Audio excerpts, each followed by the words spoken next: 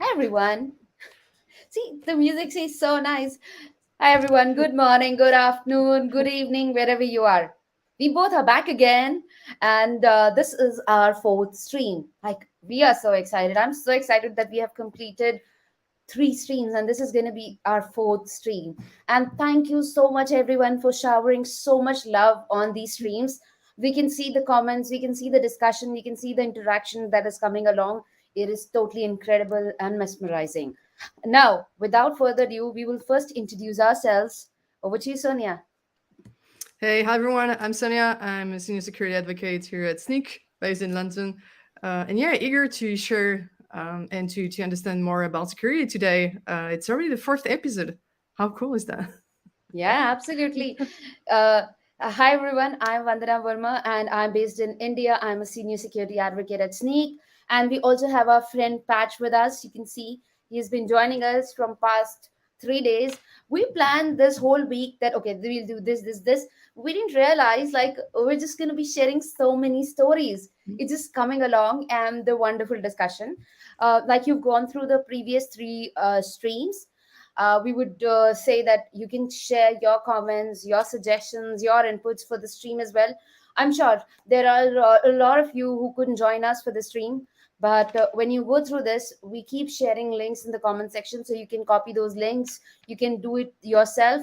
And what we'll do is we'll go ahead and first share our screen here, and we would like to talk about what this is all about.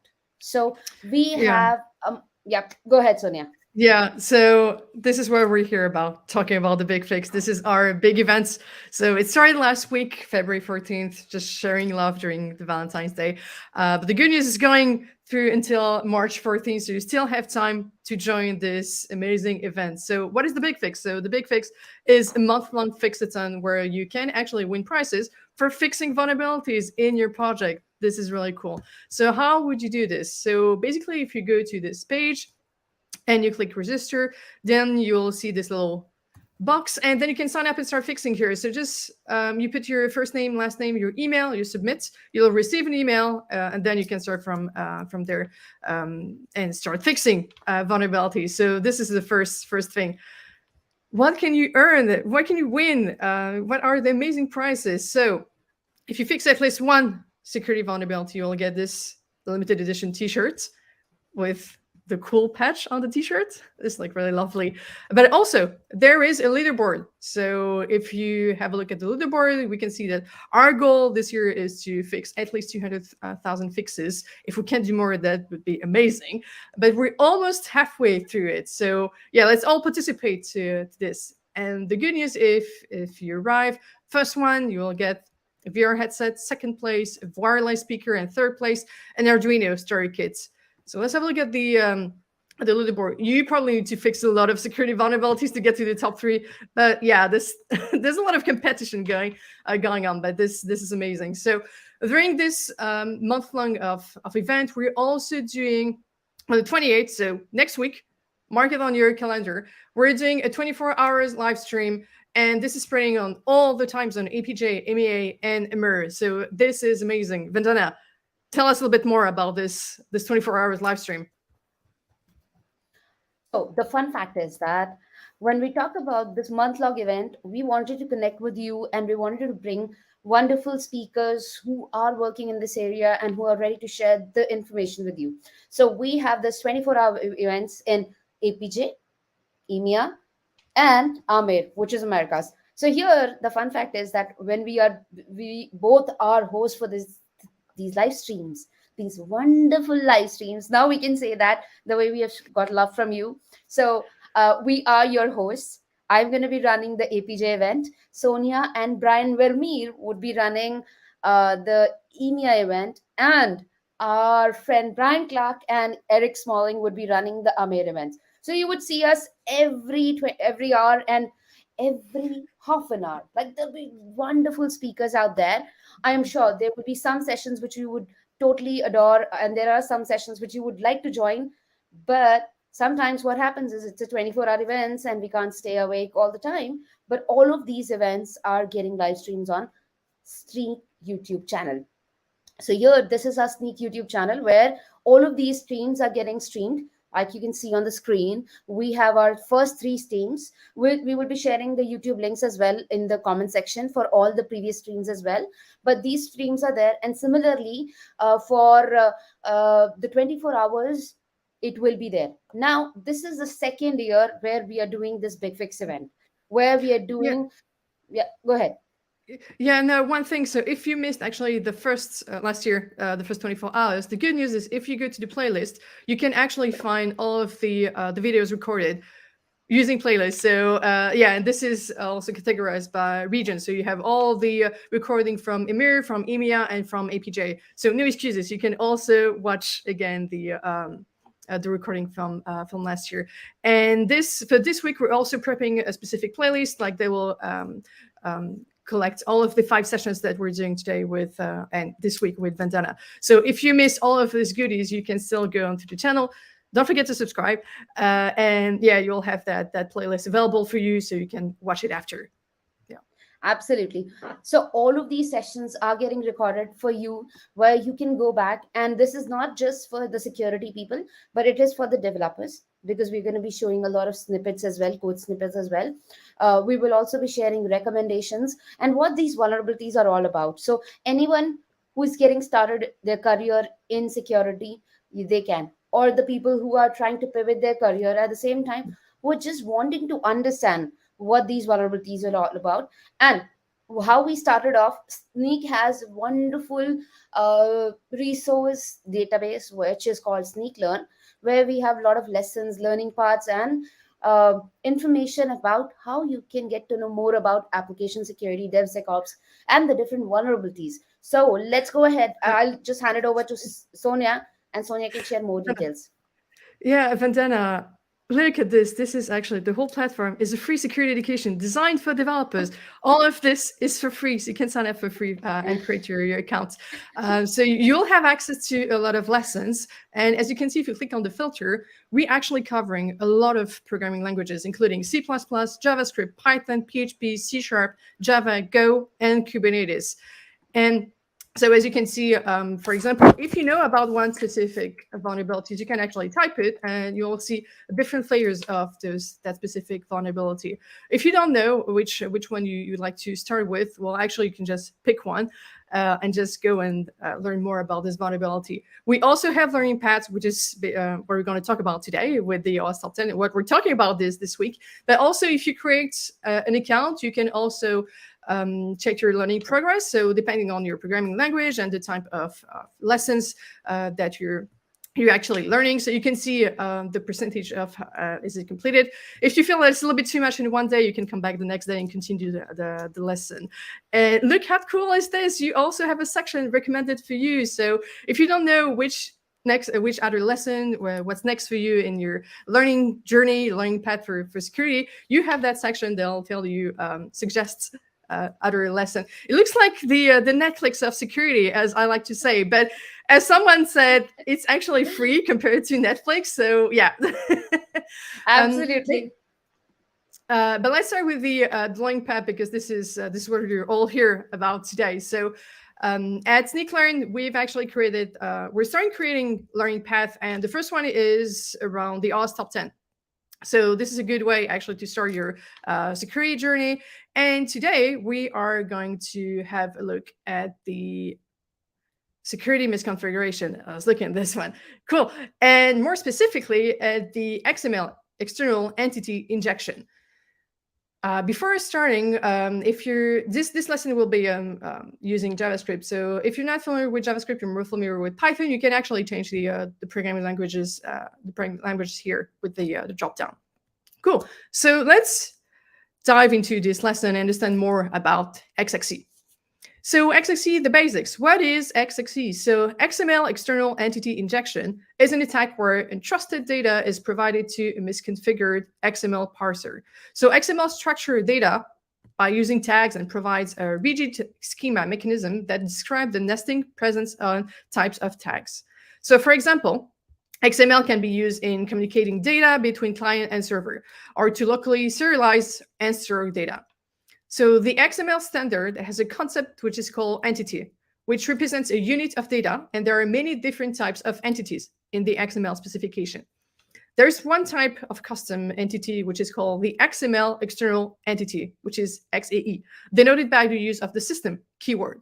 So that entity specifies a URL where the entity is defined, and it's using either the HTTP or file protocols. So external entities can be used to retrieve both remote and local files. And you can probably see where sometimes it can go wrong if we actually use this that specific vulnerability. So if an XML parser is configured to allow external entities, attackers can take advantage of this to access internal resources, including the server's file system and other connected systems. So what are we going to look today with this lesson? So in this lesson, we'll cover how to conduct an XXE injection attack, why the attack works, and how to prevent it, because also we're here to learn how to remediate or prevent that type of attack. We'll also explore, so today we're exploring the website called Oliver's Oils. And we're going to explore that injection vulnerability and learn more about what is happening under the hood. But before that, a fun fact from Patch. So what is the fun fact today from Patch? The billion laughs attack. So there's an alternative denial service, DOS attack vector, called the billion laughs attack, which is also referred to as an XML bomb, where an attacker can consume excessive resources by producing a considerable block of XML. So basically, the XML entity injection contains 10 entities. So the first one simply containing the string lol, LOL. All others are defined recursively as being 10 of the previous entity. And you can imagine the amount and is growing expensively on that with that attack. So when these entities are parsed and expanded, there ends up being a billion lols. An XML document with a few hundred kilobytes ends up taking almost 3 gigabytes of memory when parsed. This is just insane, that type of attack. So let's go back with the XXE in action. And also let's have a look at the list, the OWASP top 10 list.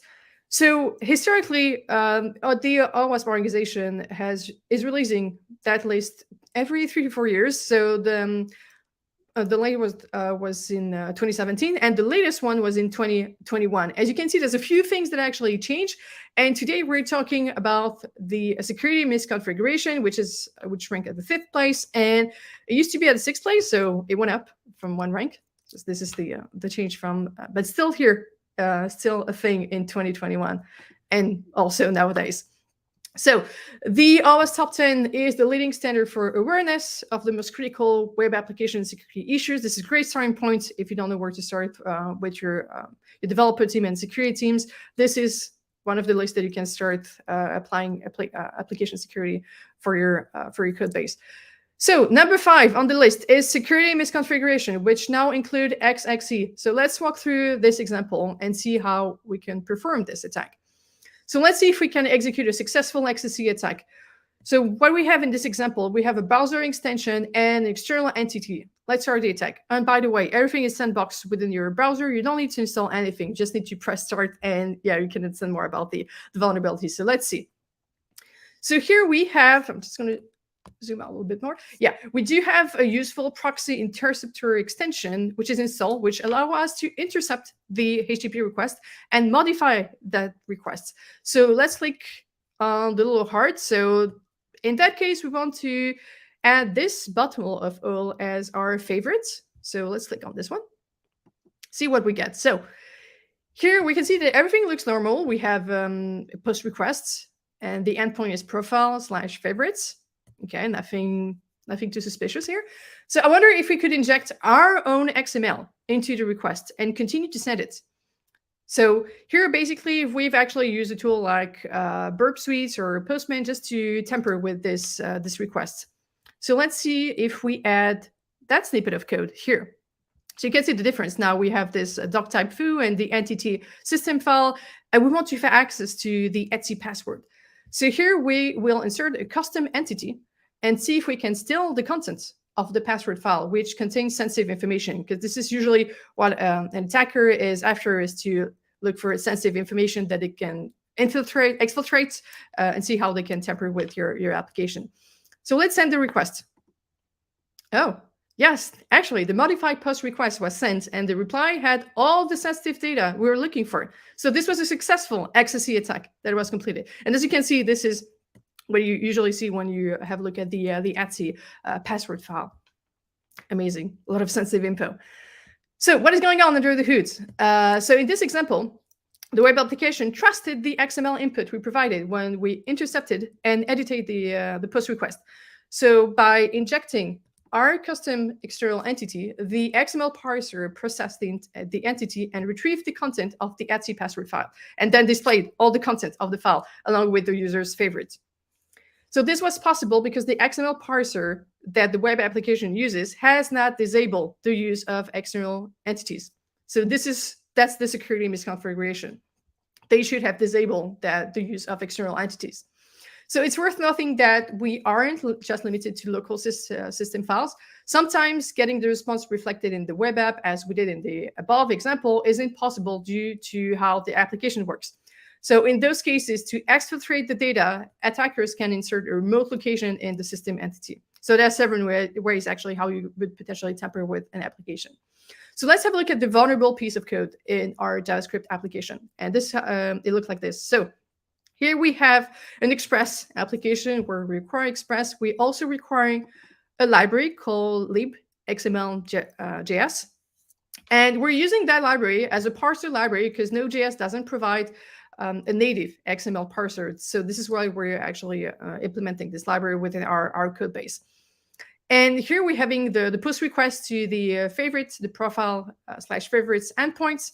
And we can see that the issue in this code is calling the XML parser with the no end set to true. Here, the option is set to true, which allows for external entities. So how would you mitigate in that case?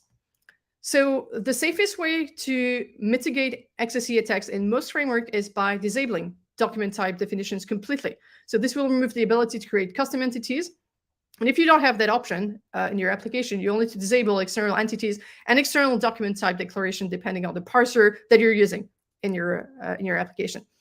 So in our situation, the parser libxml.js, that package, actually disables external entities by default.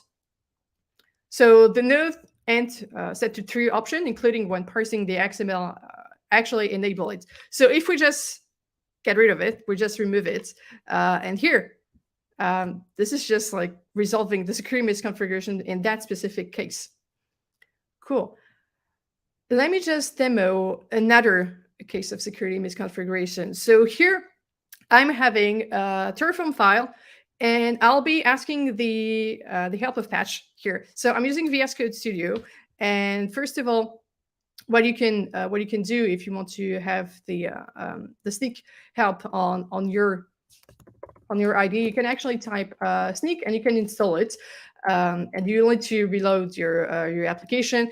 And then instead of having that sidebar, what you'll have is the patch icon saying to authenticate, and then you can trigger scan. So this will allow you to scan your packages, your codes, your code base to look for any security vulnerabilities, or also code quality if you want to improve those gates, those quality gates.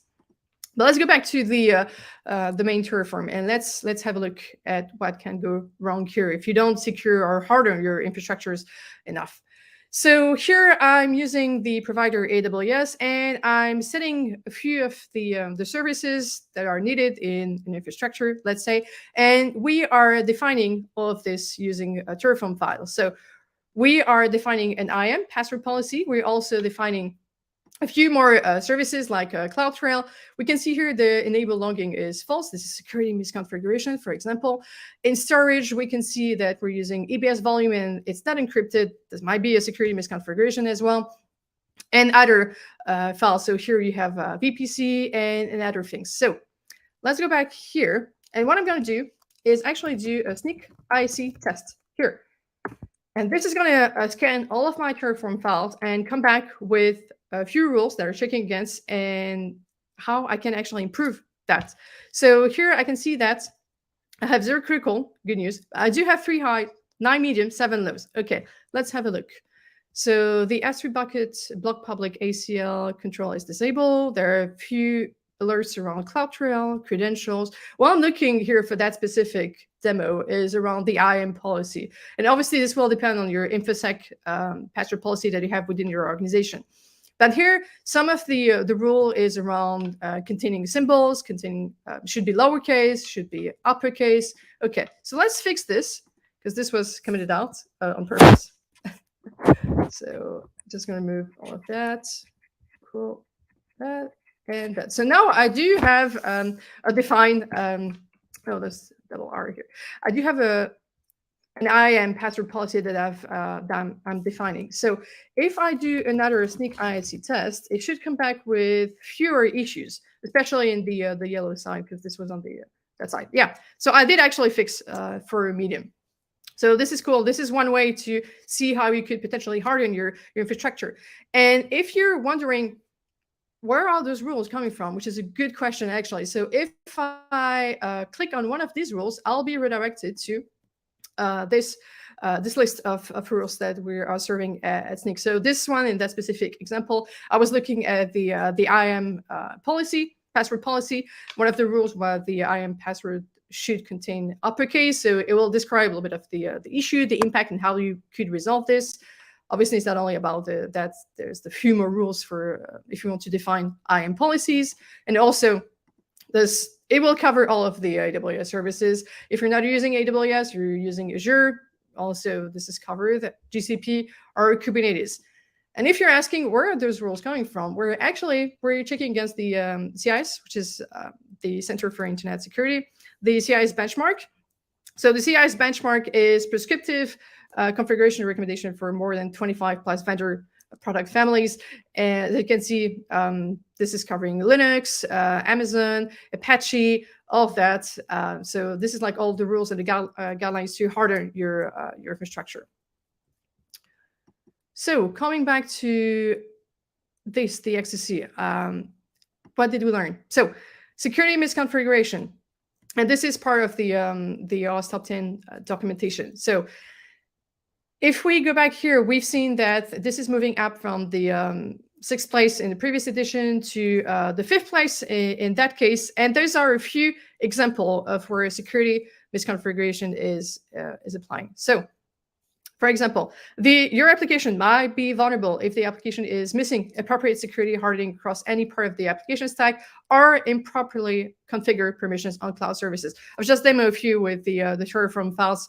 When you're defining your infrastructure, make sure that you have that kind of, to keep this in mind, that you should secure and harden your infrastructure. Unnecessary features are enabled or installed. Do you have unnecessary ports that you shouldn't have open publicly to to the internet. Services, pages, accounts, or privileges. Just make sure that you don't have all of those features enabled or installed if you don't need them. Default accounts and their password are still enabled or unchanged. Usually when you implement a service, you might have the default password, which might be admin password. Please do change those default creds so you won't run into those kind of problems or issue, because it's usually quite easy to find those default passwords. Error handling reveals stack trace or other overly informative error messages to user. So sometimes when the attacker can hit a page, they'll have the stack traces. They'll give them a lot of useful information, like the versions of the server or the architecture of your application. This is kind of intelligence and the reconnaissance phase for the attacker who can actually use this kind of information to tamper with your application. For upgraded systems, the latest security features are disabled or not configured securely. Security settings in the application server or application frameworks library are not set to secure values, so make sure that you have those set to secure values. The server doesn't send security headers or directives, or they're not set to secure values, and also the software is out of date or vulnerable. And we've actually talked about that on Tuesday, if I remember correctly, with the vulnerable and outdated components. So how you would prevent all of that? So there's a few ways you could do that. For example, repeatable hardening process makes it fast and easy to deploy another environment that is properly locked down. So make sure that you actually harden your infrastructure. Minimal platform without any unnecessary features, components, documentation, and samples. Just remove or do not install unused features and frameworks, things that you're not using, like, for example, SSH or curl. You really need those features in your application. Attest to review and update the configurations appropriate to all security nodes, updates, and patches as part of the patch management process. And this goes back to the vulnerable and outdated components that we talked about at the beginning of this week. Also review cloud storage permissions, especially with the S3 bucket permissions. We've all seen in the news examples of S3 bucket permissions that weren't set properly, and attackers were able to actually exfiltrate data from those buckets. Also, make sure to have a segmented application architecture that will provide effective and secure separation between your components and tenants with segmentation, containerization, or cloud security groups. Sending security directive to clients using security headers, and also an automated process to verify the effectiveness of the configurations and settings in all environments. Cool. So what did we learn? What is an XXE attack? So XXE attack is an attack where untrusted data is provided to a misconfigured XML parser, and if an XML parser is configured to allow external entities, attackers can take advantage of this to access internal resources, including the server file system and other connected systems. How do you prevent XXE attacks? So the safest way to mitigate this attack in most framework is by disabling document type definitions completely. This will remove the ability to create custom entities. And if you don't have that option in your application, you'll need to disable external entities and external document type declaration depending on the parser in use. Does XSE have CWE codes? Yes, which is this one, -611, which is improper restriction of XML entities, external entity reference. I'm not going to go into details with this metadata, but yeah, obviously there's a CWE code attached to XSE. Is it part of the OWASP top 10? Yes, it's part of the top 10 lists, and this is what we're talking about this week. So yeah, this was the security misconfiguration, and now we're going to see what are we going to see. What are we going to learn next, Vandana? Identification and authentication failures. Over to you, Vandana. Absolutely, absolutely. So here, the fun fact is that today, even we have more people joining us and talking about different aspects. So let me do this.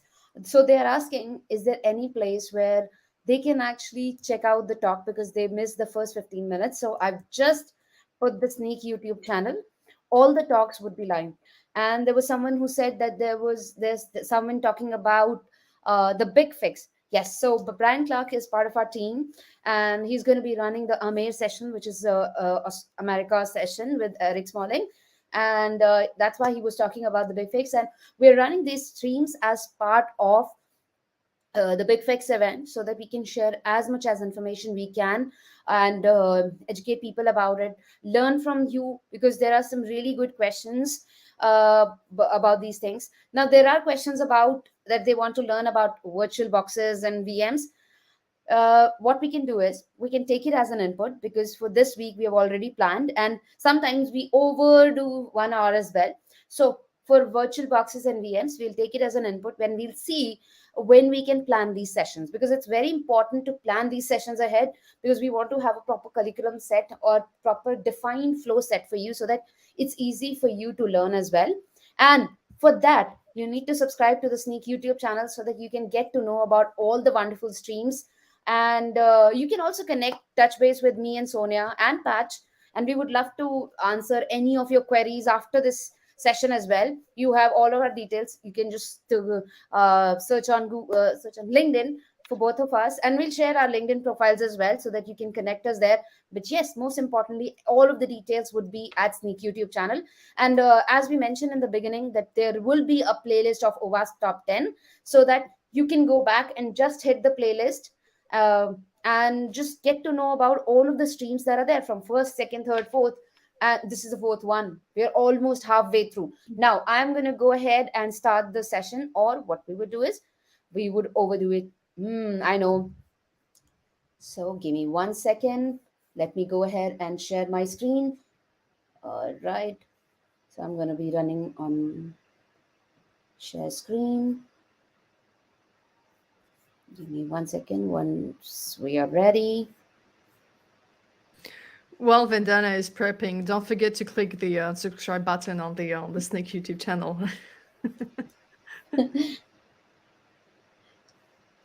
Yeah. So actually, I was thinking of showcasing a bunch of stuff there, and I have two screens, so I want to be very, very sure that I show the right screen. Or what will happen? We will showcase all our secrets, which we don't want. Please, Sonia, I hope you can see my screen. Vandana, we're working security. We shouldn't show secret stuff. Don't do this live.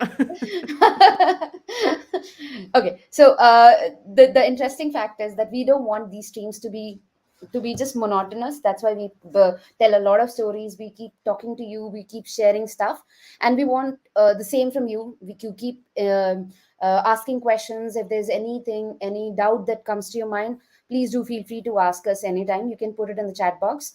And yeah, so on the screen what you see is uh, this is leaderboard, and this is around Big Fix. But today I want to walk you through with an interesting topic, which is about identification and authentication failure.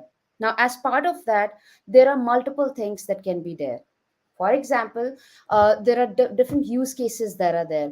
Now, what kind of use cases there are there, that I would walk you through. But what this vulnerability is all about, let's talk about that first.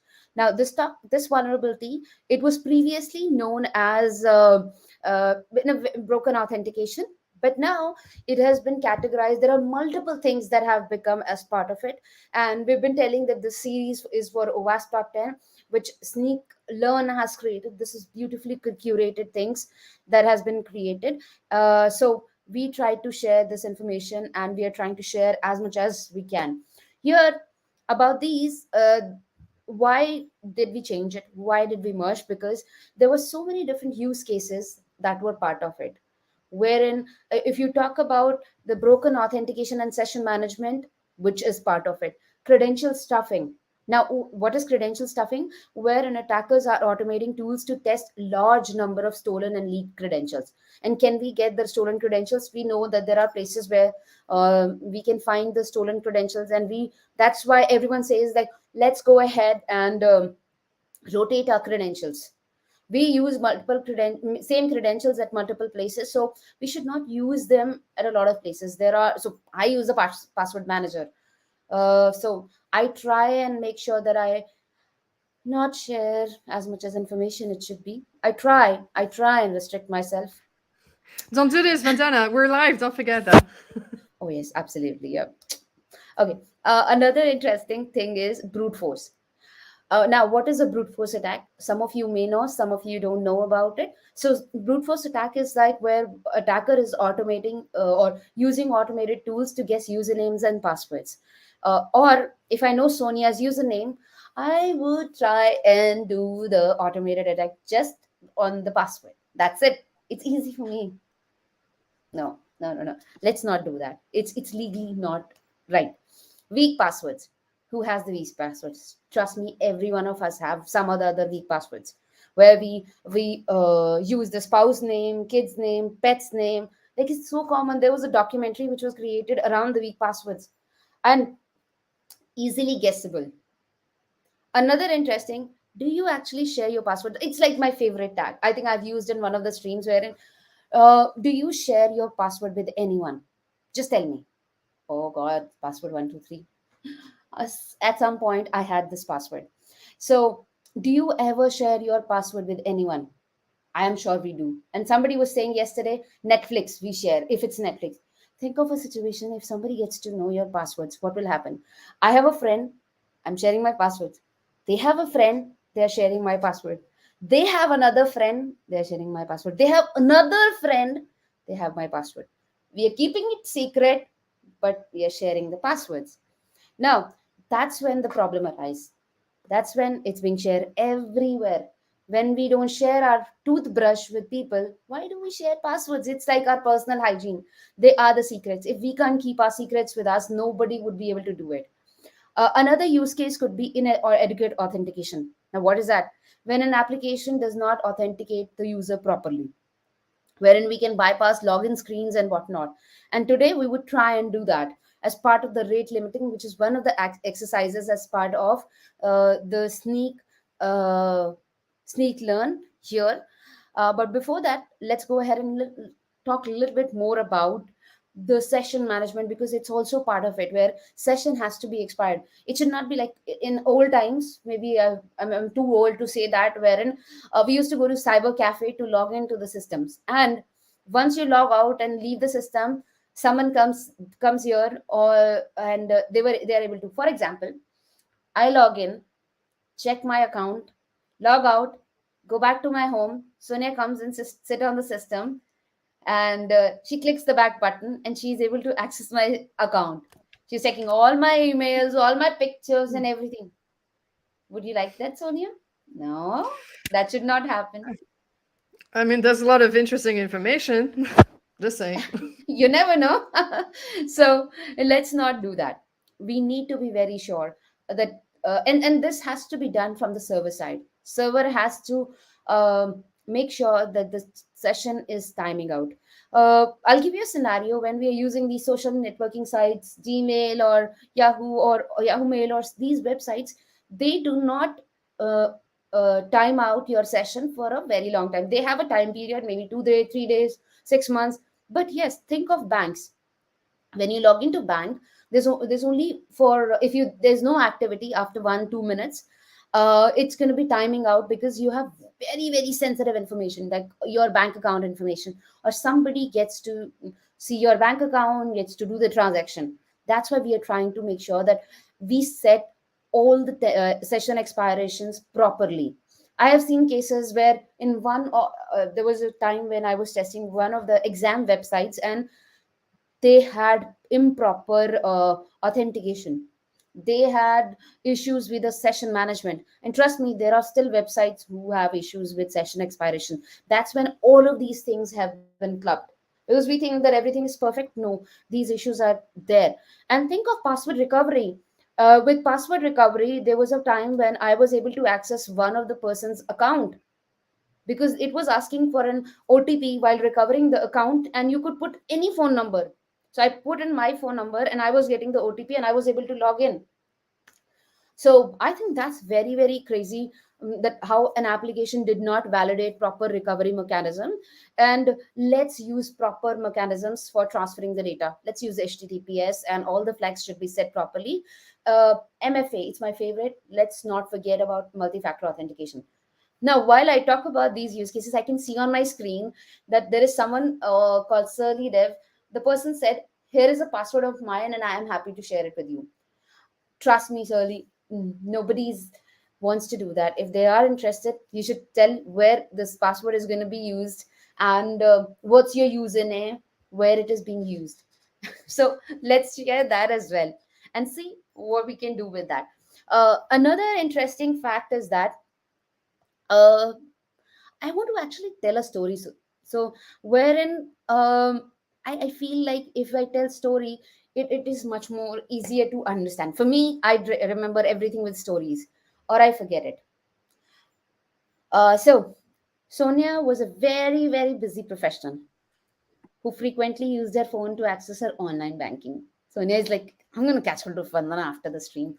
One day, she receives a notification that an unauthorized transaction has happened from her account, like without she knowing that how can that happen.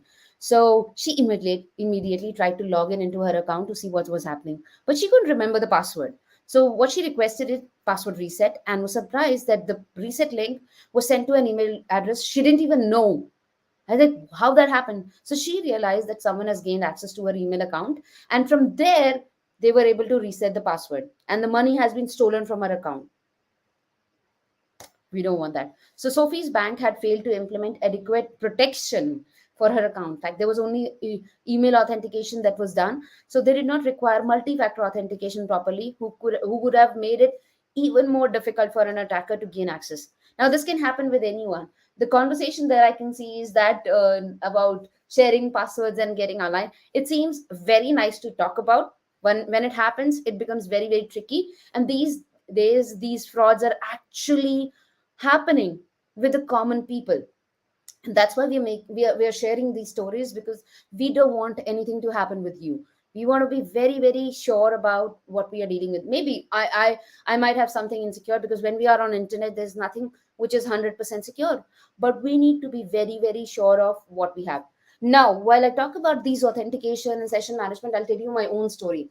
So when I went to the US for the first time, I was super excited, like damn excited that I am doing my first international trip. I took so many pictures and whatnot and posted everything on the social media.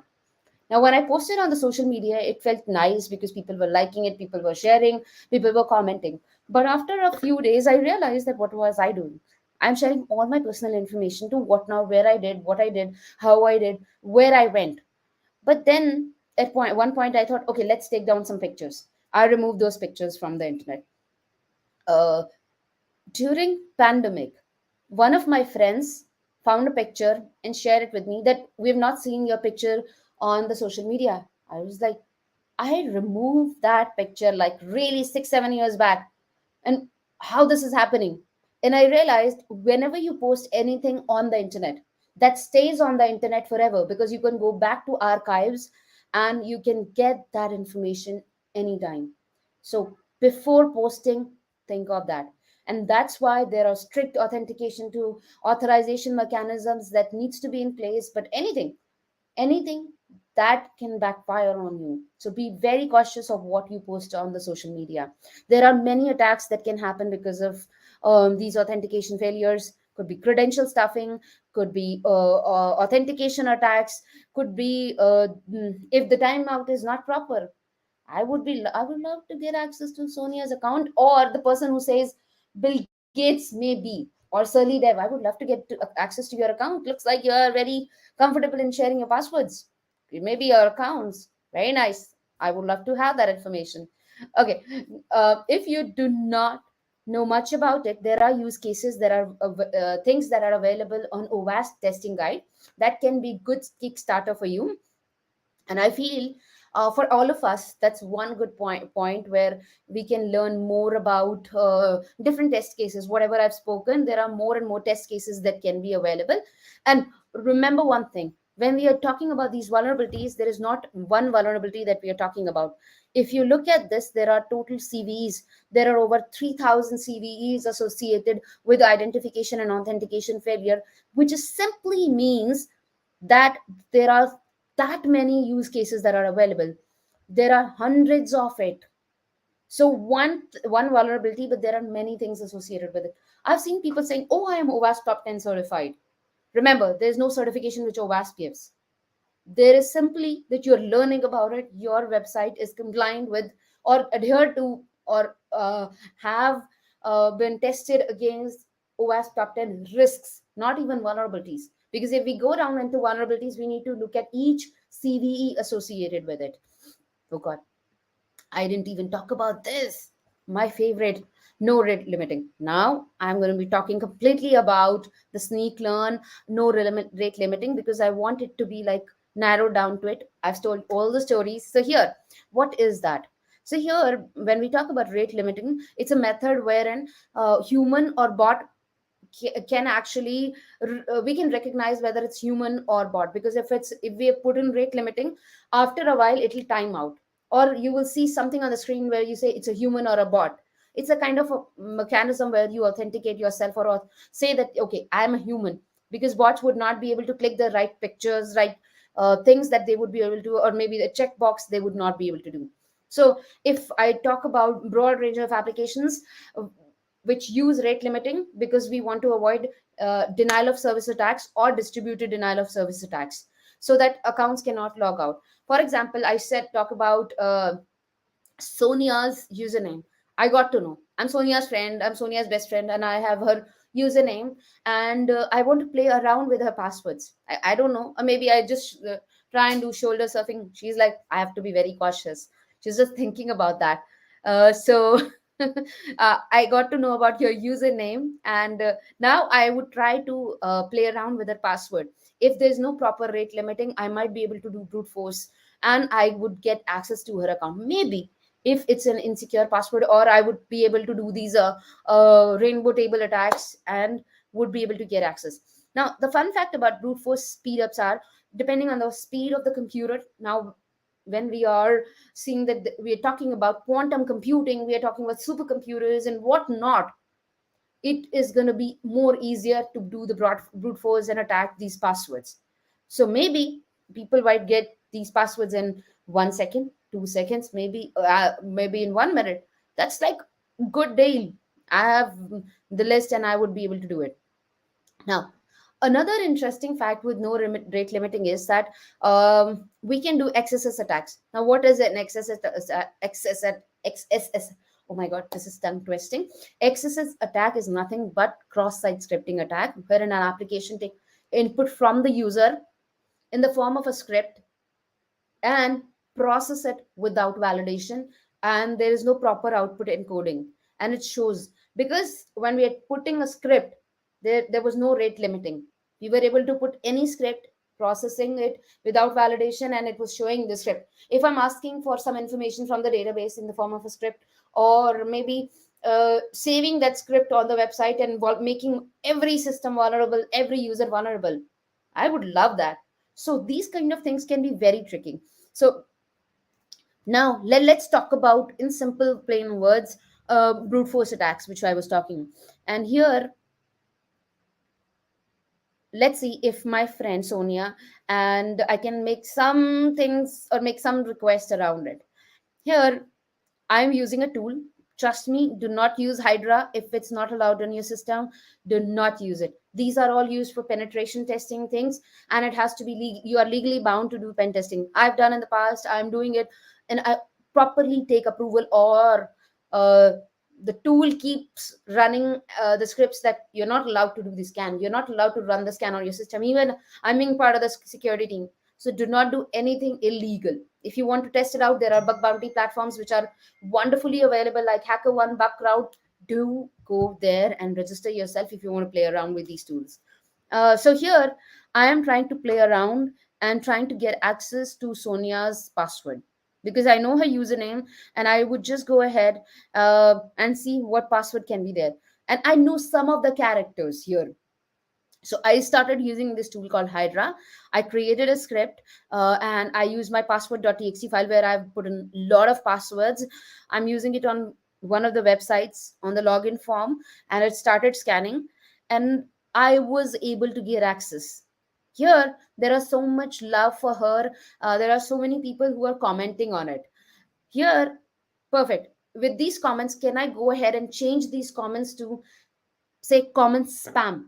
So all of these comments would be converted to spam or not, because I got access, and what else can I do? Here I ran that script, and all of these are marked as spam. This seems very, very simple. But think of a situation where a person does not has confidential information and they don't want anything to be shared anywhere. Like that can be very very tricky, so we need to be very sure of our passwords. Sometimes we can control ourselves, but how about the website? So this is like a win-win situation for both user and the application holder, where we put the right kind of controls. We use the right passwords, strong password mechanism, use multi-factor authentication. Websites provide the right kind of security when it comes to authentication, authorization, and session management.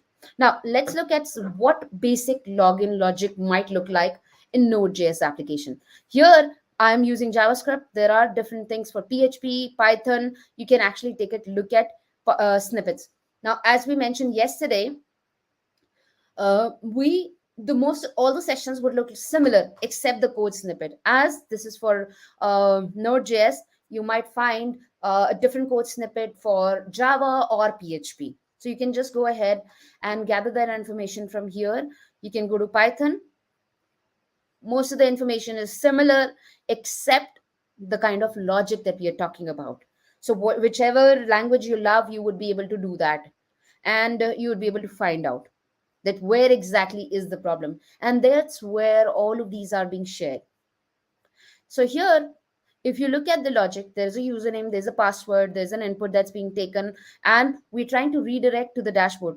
Think of it's just a username and password. Instead of that, if I bypass, maybe use SQL injection, maybe use something else, or maybe there is no proper authentication. I log in as myself, and then I see that there is a username in one of the input parameter. I change it to Sonia's username, and I'm able to log into her account. How cool that would be. Like simple. Trust me, that has happened in the past. We've done it. That doesn't happen anymore. Trust me. But you never know. Anything can go south at any point of time. So here the vulnerability is very subtle. But there is nothing stopping us from just trying again and doing playing around with it. So what we really need is that rate limit. Or I would just put a thousand and 2,000 times in the username or password, and I might bring down the website, which might give me access to the system or would avoid every user to log into the system. I can do brute force, buffer overflow attack or denial of service attack. Now, if you see, similarly, we played around here. We were able to play around with the common section. So now, when we talk about this, there's one thing that you need to remember, that all the vulnerabilities, if we are not understanding their mitigation, it's as good as not able to do much about it. So remember to learn more about them, that what they are, how they can be fixed, what is the prevention mechanism. So very very important. Now what can you do? First of all, to avoid these automated attacks, there are checklists which are available. OWASP has a beautiful uh, place where you can use this automated test check, which is there. And you can also allow the permitted characters in the username and password field or any input field that you're taking from the user should always be treated as that it's a malicious person. We have a good website, it's good, but then anyone can be attacker at any given point of time. So let's be very very clear. There has to be a proper lockout mechanism, or anybody would be able to do these brute force attacks. And weak passwords should be avoided. Like we were talking about, there's a password 123 and whatnot. The discussion has been going on for a very long time. So we should not have these usernames and passwords. I have seen that our router was like admin. I would love to get access to that, like admin. Interestingly, somebody can get into my Wi-Fi. We should not use plain text or plain text passwords, or we should use the or we should store the data as encrypted and hashed. Very very important. Let's use multi-factor authentication. Or what will happen? We know there are cases which have gone south because of that. Session identifiers in the URL should never be shared. It is for the application developers that let's not do that. Let's be very, very cautious when we handle these things. Single sign on is beautiful, but when it handled properly, or it can be as problematic as it can be. Now let me just give you a heads up that what we talked about today. We talked about identification and authentication failure. We talked about different aspects of it, and all of the reference links which we have shared in the comment section, you can find it here as well. And similarly, all the stories, all the code snippets, how we can use one-time passwords, what are the one-time passwords, what are account login, how you can use that, and then what are the potential issues that they can be there, how we can actually rate limit APIs, because now we are trying to be modernizing our application. So it is very, very important to have proper limiting for our APIs, or request limiting, timing out those APIs. If we don't need it, let's not use it, let's remove it. There was a discussion in the morning, and I realized that there was one of the organization, I wouldn't name it, the organization did not realize that they were not using a particular vendor and their services for 3 years, and they were still giving access to them. Hmm. They were able to pull so much of information from them, and that should never happen. Similarly, you can just go through these exercises. They're there for you. You can track your progress in the learning path in OWASP Top 10. We keep coming up with new things, so you can check them out. And if you want to know more about an XSS or cross-site scripting, there's a beautiful exercise here, and you can go through it. Uh, so there was one of the person I know, because I've met that person. I was totally impressed and inspired by that person, because that person was able to take down one of the social media site. Trust me, that should not be done. So that person was actually in prison for a very long time, but they realized their mistake, and when they came out, they started security. They started giving security sessions and advocating about security, that we should not do it. That was a simple mistake where that person wanted to be friends with someone. They actually created a small script where they became friends with their all the people who were in their friend list. And it was just a small script, but then what happened is that when the person ran that script, went to sleep, in the morning FBI was knocking the door and realized there was something off. So this person went down, actually took down the whole social media site. Why? Because that person became friends with everyone. So that was interesting. That seems very nice.